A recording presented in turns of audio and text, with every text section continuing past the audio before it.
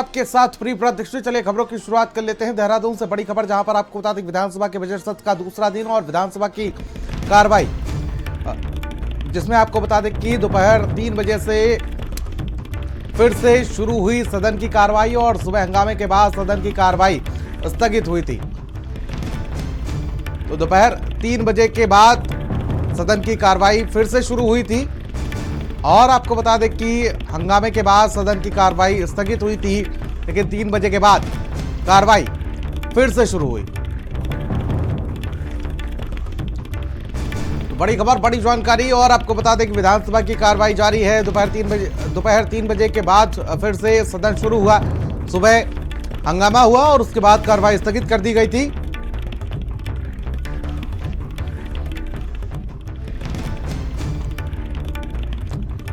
बड़ी अपडेट, बड़ी जानकारी और उत्तराखंड विधानसभा की कार्रवाई लगातार जारी है और साथ ही साथ आपको बता दें 3 बजे के बाद फिर से सदन शुरू हुआ। सुबह हंगामा हुआ, उसके बाद कार्रवाई स्थगित कर दी गई थी और आज भारी हंगामा देखने को मिला।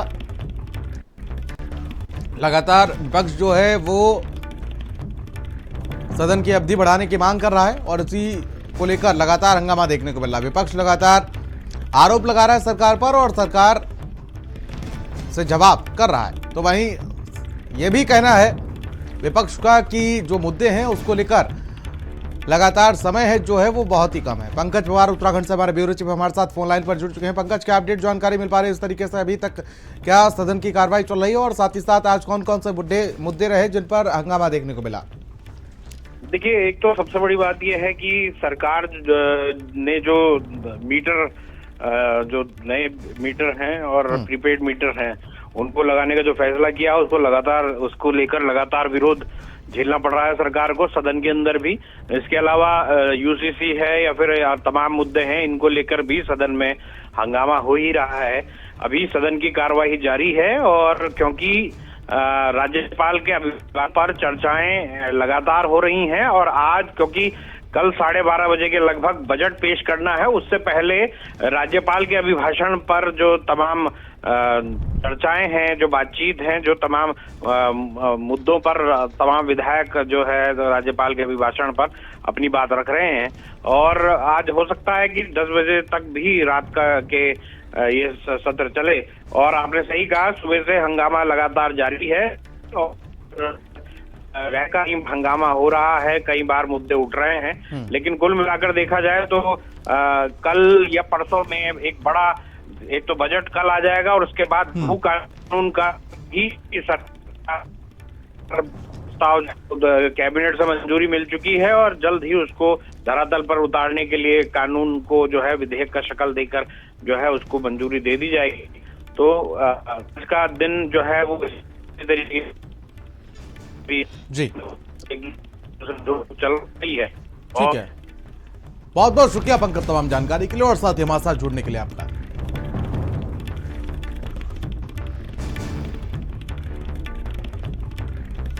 चलिए खबरों में आगे बढ़ेंगे और देहरादून से बड़ी खबर, जहां पर धामी कैबिनेट की बैठक जो है वो खत्म हो चुकी है और साथ ही आपको बता दें कि भू कानून को धामी कैबिनेट से मंजूरी मिली है। कैबिनेट से भू कानून को मंजूरी मिली है। बजट सत्र में पेश किया जाएगा भू कानून बिल। बड़ी अपडेट, बड़ी जानकारी और भू कानून को धामी कैबिनेट से मंजूरी मिली है।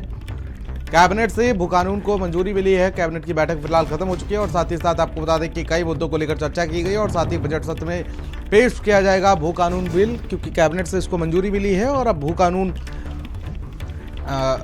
बिल जो है वो पेश किया जाएगा। देहरादून से बड़ी खबर, जहां पर आपको बता दें कि पुलिस आधुनिकीकरण के लिए 2 करोड़ बजट स्वीकृत किया गया है। सीएम ने अन्य विकास कार्यों के लिए बजट मंजूर किया है। जेल में आवास निर्माण के लिए भी बजट स्वीकृत किया गया है। बड़ी खबर, सीएम ने अन्य विकास कार्यों के लिए भी बजट मंजूर किया है। बड़ी अपडेट, बड़ी जानकारी आप तक पहुंचा दे, जहां पर आपको बता दें कि जेल में आवास निर्माण के लिए भी बजट स्वीकृत किया गया है और साथ ही साथ आपको बता दें कि पुलिस आधुनिकीकरण के लिए भी 2 करोड़ बजट स्वीकृत किया गया है। देहरादून से बड़ी खबर, बड़ी जानकारी, सीएम ने अन्य विकास कार्यों के लिए बजट मंजूर किया है और साथ ही साथ आपको बता दें कि फिलहाल जेल में आवास निर्माण के लिए भी बजट स्वीकृत किया गया है।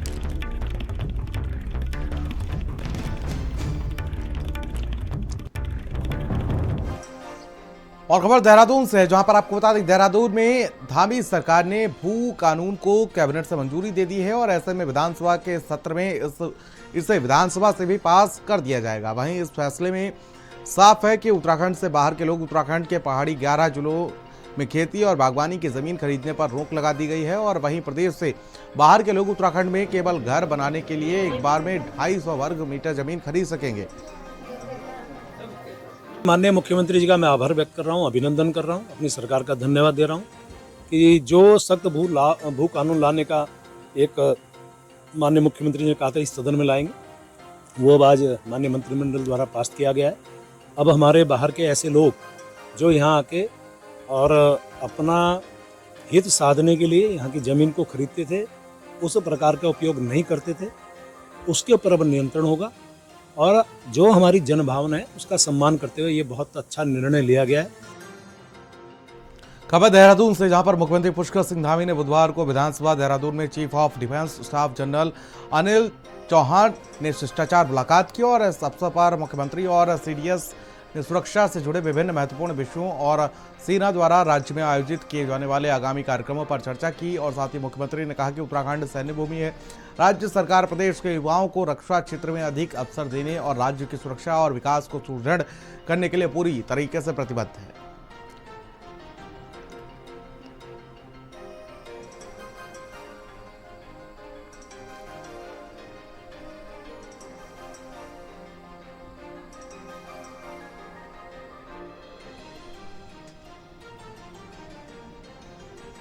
तो प्रदेश के युवाओं को अधिक अवसर मिलेगा और chief of defence staff general ने मुलाकात की है मुख्यमंत्री पुष्कर सिंह धामी से और कई विषयों को लेकर सार्थक चर्चा भी हुई है। और खबर पौड़ी से, जहां पर नगरपालिका अध्यक्ष शिवानी नेगी की जीत के बाद नगरपालिका सभागार में पहली बोर्ड बैठक आयोजित की गई और इस बैठक की अध्यक्षता नगरपालिका अध्यक्ष शिवानी नेगी ने की है और इस दौरान 11 वार्डों से सभी सभासद मौजूद रहे। सभासदों ने अपने अपने वार्डों की समस्याओं को बोर्ड बैठक में उठाया। तो वहीं इस दौरान बोर्ड बैठक में लाइट पोलों की समस्या भी वार्डों से रही और इसके साथ ही पानी और नाली की समस्याएं चर्चा में रही।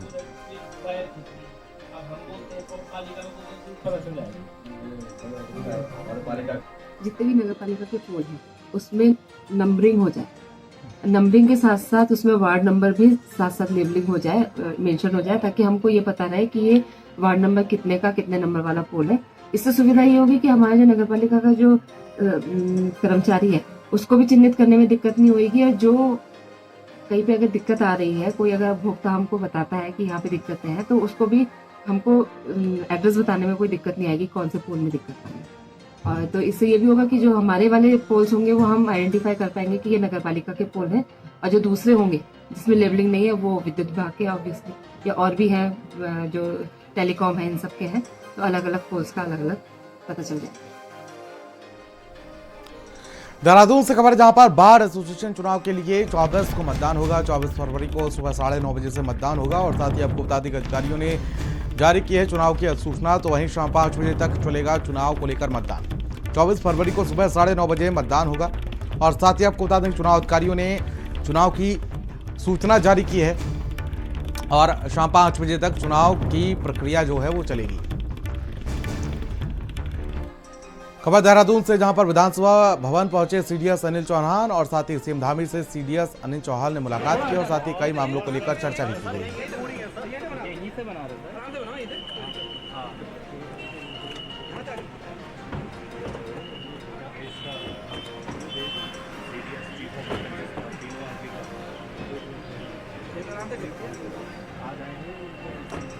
तो सीडीएस अनिल चौहान ने मुलाकात की है, कई विषयों को लेकर चर्चा भी की गई है।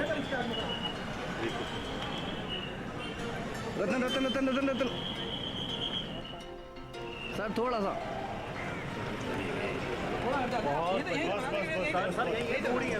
यहीं से बना रहे थे।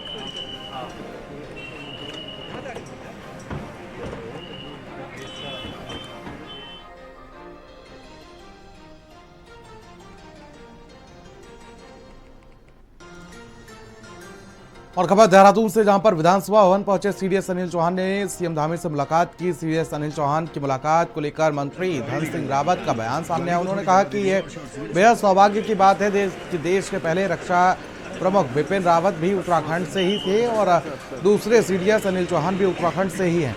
उन्होंने कहा कि उनके लिए यह बड़ी उपलब्धि है कि ये दोनों पौड़ी जिले से हैं और मंत्री धन सिंह रावत ने मुख्यमंत्री से हुई सीडीएस की मुलाकात।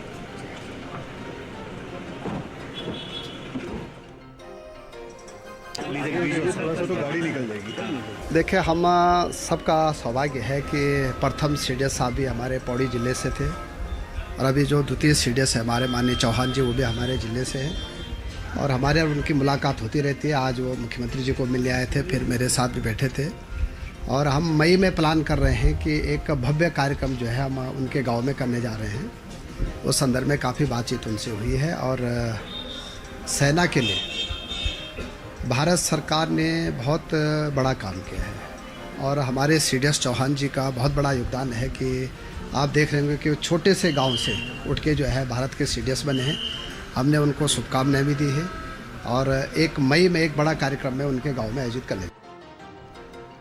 और खबर देहरादून से, जहां पर उत्तराखंड विधानसभा का बजट सत्र चल रहा है और इसी बीच कांग्रेस ने सरकार को घेरने का पूरा प्लान बना लिया। उत्तराखंड विधानसभा नेता प्रतिपक्ष यशपाल आर्य ने कहा कि कई मुद्दे हैं जिनको लेकर सरकार से सवाल किए जाएंगे, चाहे स्मार्ट मीटर हो या फिर कोई और मुद्दा। सरकार चर्चा नहीं करना चाहती, सदन लंबे समय तक चलने में सरकार तैयार नहीं है और साथ ही सरकार का कोई भी मंत्री जवाब नहीं दे पाता है।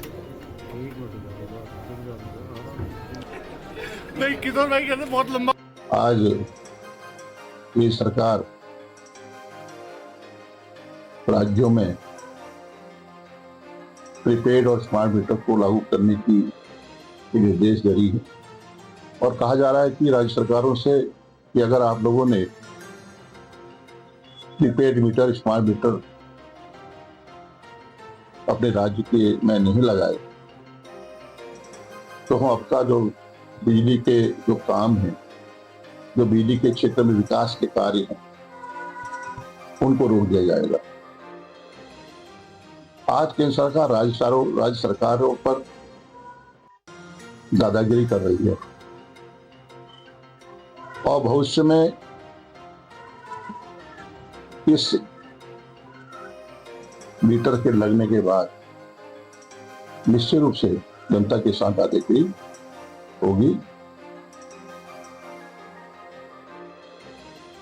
और खबर देहरादून से, जहां पर कांग्रेस के प्रदेश महामंत्री राजेंद्र शाह ने उत्तराखंड के पूर्व मुख्यमंत्री हरीश रावत पर निशाना साधा है। कांग्रेस नेता राजेंद्र शाह ने कांग्रेस के 70+ नेताओं से मांग की है कि जब वो अब चुनावी राजनीति से संन्यास ले लें और 60+ नेताओं के लिए मार्ग छोड़ें। राजेंद्र शाह ने इस बयान से साफ है कि उनका निशाना हरीश रावत पर था। उनके अनुसार ऐसे नेता चुनाव भी लड़ रहे हैं जो हार भी रहे हैं लेकिन फिर भी मान नहीं रहे हैं।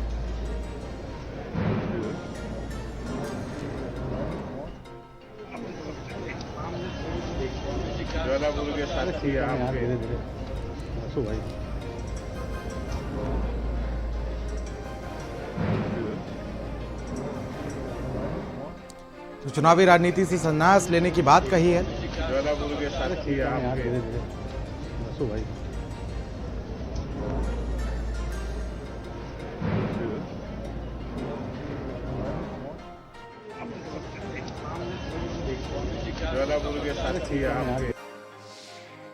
नहीं, देखिए, मेरा एक बहुत स्पष्ट मानना है कि 2002 में जो व्यक्ति टिकट मांग रहे थे उनके साथ जो वर्तमान में कोई विधायक है, कोई पूर्व विधायक है, उसके बाद वो 2007 में भी मांग रहे थे, लेकिन आज लगातार 2022 में भी, पिछली बार भी जिन लोगों ने टिकट मांगा है वो लगातार जो है फिर 27 की भी तैयारी कर रहे हैं। मेरा ये कहना है कि अब आप 70 पार हो गए हो और जो 2002 से टिकट मांग रहा है उसकी उम्र 60 पे आ गई है, तो 60 वाले का भैया नंबर कब आएगा?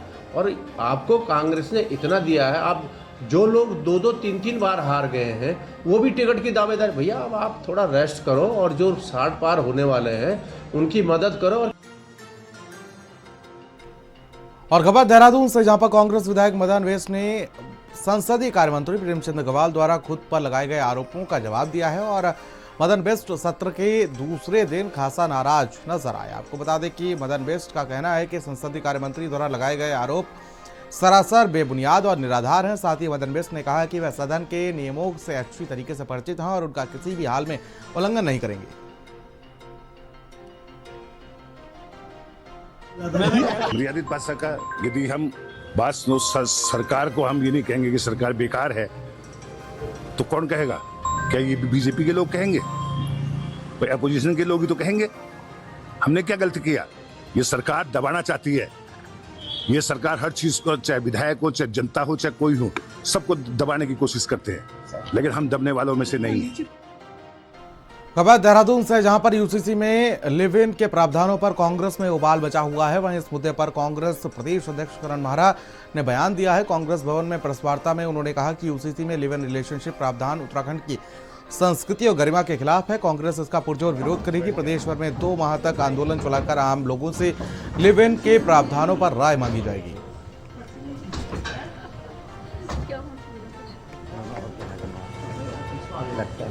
भारत की देव संस्कृति और उत्तराखंड की खासकर संस्कृति अलाउ नहीं करती कि हम अपने परिवार के लोगों को बिना विवाह के किसी के संग सहवासी संबंध बनाने की इजाज़त दें।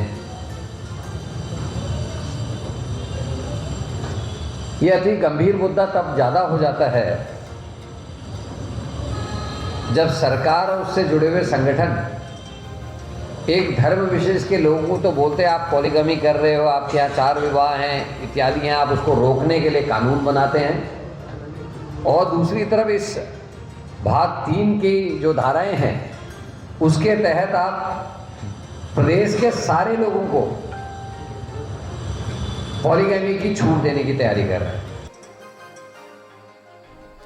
खबर डोईवाला से, जहां पर दूधली गांव के ग्रामीण लंबे समय से दूधली देहरादून बाईपास के चौड़ीकरण की मांग कर रहे हैं और कई मुख्यमंत्री भी इस सड़क को अपनी घोषणा में शामिल कर चुके हैं और इसके बावजूद अभी तक 7 किलोमीटर रोड के चौड़ीकरण का कार्य शुरू नहीं किया गया है। इसको लेकर ग्रामीणों में भारी आक्रोश है। इन्हीं मांग को लेकर ग्रामीणों द्वारा धरना प्रदर्शन किया गया। वहीं विधानसभा सत्र शुरू होते ही ग्रामीणों ने दूधली रोड पर धरना प्रदर्शन कर रोड जाम किया है।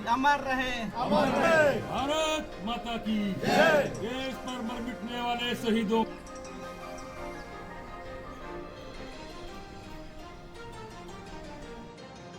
हमारे दूधली रोड चौड़ीकरण का मामला शासन प्रशासन में अटका हुआ है।